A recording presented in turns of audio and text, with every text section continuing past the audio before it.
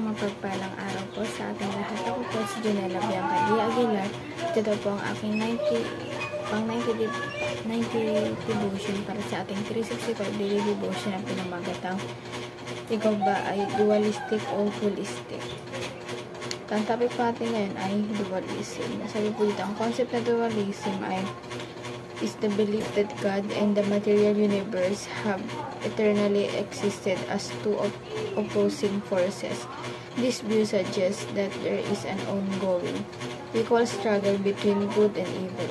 However, Scripture teaches that God alone is eternal, sovereign, and supreme. Evil is not an equal force to God, but a temporary rebellion that will be ultimately defeated. Tambay-verse po natin matatagpuan sa John chapter 1 verse 3. Through Him all things were made. Without Him nothing was made that has been made. Nilikha ang lahat ng bagay sa pamamagitan niya, at walang anumang nilikha ng hindi sa pamamagitan niya. Teachings naman po ay number 1, God alone is eternal and uncreated. Ang mga ating Panginoon kasi uncreated siya, hindi siya yung ginawa, siya yung gumawa. Ibig sabihin nun, di ba? And number 2 po, evil has beginning and an end. Yung kasamaan po, yung evil. May katapusan po lahat yan ng problema, gano'n. Ang pagdurusa natin, paghihirap, may katapusan lang din lahat. May hangganan lahat. Yun, hindi habang buhay na sa'yo. Talagang siguro, di ba, hindi mapare-pares yung problema ng isang tao. Yung iba, ang tagal ng problema yun, pero yung iba, parang yung problema mo sa ibang tao, isang linggo lang ang problema nila na solusyon na agad. Kasi magkakaiba naman tayo ng pinagdadaanan sa buhat. Magkakaiba tayo ng sitwasyon. Pero ang mahalaga ay may katapusan ng lahat. Hindi yun habang buhay, hindi yun habang buhay yung problema sa'yo. Although, may problema tayo, pero hindi yun yung isang problema talaga na parang ayun yung habang buhay hanggang mawala ka dito sa ibabaw sa mundo, ayun pa rin yung problema. And number 3 po, Christ is Lord over all, including the material world. Ang ating Panginoon overall talaga siya, kasi nga siya yung gumawa nito, diba?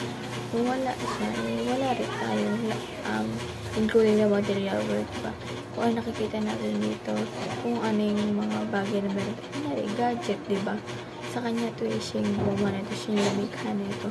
Parang siguro nag-ano lang siya ng tao, siya ng tao na gagawa nito. Pero siya dapat ang itaas dahil siya yung may idea nito at siya talaga yung gumawa. Application naman po para natin ito ma-apply sa ating buhay. Number 1 po, reject dualistic pagan worldwide. I-reject po natin yung dualistic. Number 2 po, embrace holistic biblical worldview. May embrace po natin ito. Parang katulad na, kasi diba sa kanya nga lahat kung anong profession mo sa buhay, siya dapat ang itaas mo. Kunyari, nasa kung katulad natin mga student, diba? Nasa school, i-glorify natin ang ating Panginoon. Lahat ng gagawin natin, isipin natin na kung kakalugod ba ng ating Panginoon, isipin natin lahat ng gagawin natin ay para sa Kanya. Kaya kailangan gawin natin yung the best natin and i-embrace natin yun. Huwag tayo pakatamaran sa ginagawa natin bagkus na sipagan pa natin at lagi tayo magdasal sa Kanya. Humingi tayo ng guidance upang sa ganun magawa natin ng maayos yung kailangan natin gawin, diba? Kasi para yun sa Kanya, sana wag tayo mapagod na gumawa ng mga bagay na ikakalugod ng ating Panginoon. Kahit nasaan man tayo, nasa bahay, naguhugas, naglilinis, ginagawa mo yun para kay Lord. Gino-glorify mo siya. Kahit anong ginagawa mo, paghuhugas, para kay Lord na. And lastly po, make secular sacred.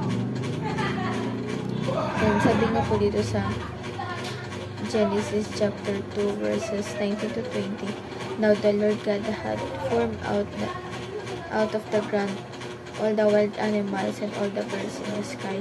He brought them to the man to see what he would name whatever the man called each living creature, that was its name. So that man gives name to all the livestock, the birds in the sky, and all the wild animals.